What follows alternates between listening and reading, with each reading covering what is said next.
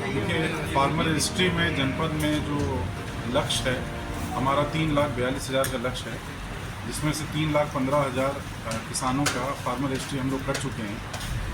Farmer registry का अभियान जो है वो 6 तारीख से 15 तारीख तक शासनादेश के अंतर्गत हम लोग कर रहे हैं।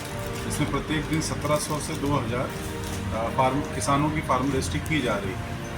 जो एक महत्वपूर्ण बात है अम्बेडकर नगर के किसान भाइयों को जो जानकारी आवश्यक है वो ये है कि कल प्रदेश सरकार द्वारा 8 अप्रैल को ये निर्णय लिया गया है कि फार्मर रजिस्ट्री को विभिन्न सरकारी, चाहे वो उत्तर प्रदेश सरकार की हो या भारत सरकार की जो योजनाएं हैं उनमें लाभ पाने के लिए फार्मर रजिस्ट्री अनिवार्य किया जाता है।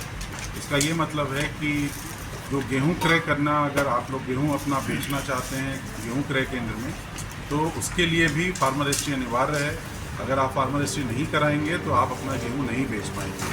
नंबर 2, अगर आप खाद, बीज या फर्टिलाइज़र, पेस्टिसाइड जो भी आप सरकारी दुकानों से खरीदते हैं उसके लिए भी फार्मर रजिस्ट्री, फार्मर आईडी अनिवार्य कर दी गई है।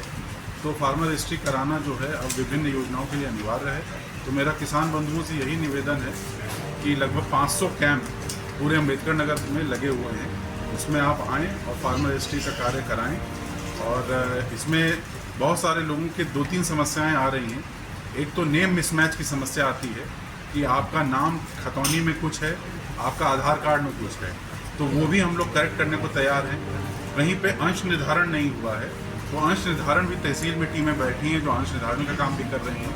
अगर आधार में एक बार नाम करेक्शन क्योंकि अलाउ होता है, अगर एक से ज़्यादा बार की बात आती है तो उसकी भी सूचीबद्ध करने के निर्देश सभी तहसीलों को दिए गए हैं। वो सूचीबद्ध करके हम लोग उसको भी सही कराने का कार्य शासन से बात करके कराएंगे। तो मेरा सभी से यही रिक्वेस्ट है कि फार्मर रजिस्ट्री के कार्य को आगे बढ़ाएं और किसान भाई लोग जो हैं वो इस कार्यक्रम में पार्टिसिपेट करें। पीएम किसान सम्मान निधि भी बाधित होगा। अगर कोई किसान भाई का अगर वो फार्मर रजिस्ट्री नहीं कराता है तो उसको पीएम किसान निधि की भी किश्त नहीं दी जाएगी। सर, इनका विरासत में नहीं हो रहा है, विरासत हुई है लेकिन इनका नाम नहीं चढ़ रहा है। विरासत के कार्य लगभग इस तरह के 8 से 10,000 मामले हैं जो हमारे संज्ञान में है, तहसील के संज्ञान में है। तहसील में टीम लगी है जो इस पे कार्य कर रही है। तो जहाँ जहाँ भी इस तरह की दिक्कत आ रही है तहसीलों से संपर्क करें। अगर कोई और दिक्कत आ रही है तो हमसे भी सीधे संपर्क करें। सर, अगर कोई सरकारी कर्मचारी है और वो किसान है, क्या उसको लाभ मिलेगा इस योजना से? देखिए, अगर कोई सरकारी कर्मचारी है तो जो पीएम किसान का जो गाइडलाइंस हैं उसके अनुसार ही कार्रवाई होगी।